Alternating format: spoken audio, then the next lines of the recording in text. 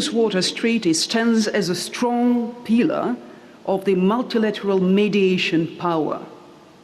It provided a formalized three-step dispute resolution pattern involving Permanent Indus Commission, neutral experts, and the Court of Arbitration.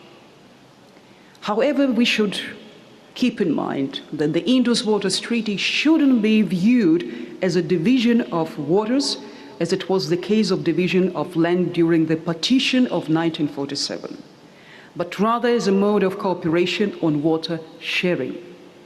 At the age of the New World Order settlement, the very idea of division and hostile hegemony, as dangerous and non-perspective as the extreme unification of the ultra-global liberalism.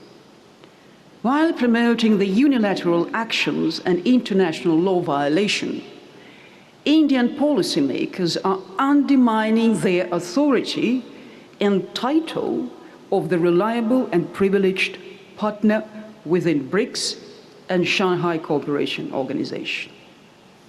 Blood and water doesn't flow together, but blood consists of 92% of water. You can't split it. You can only spill it.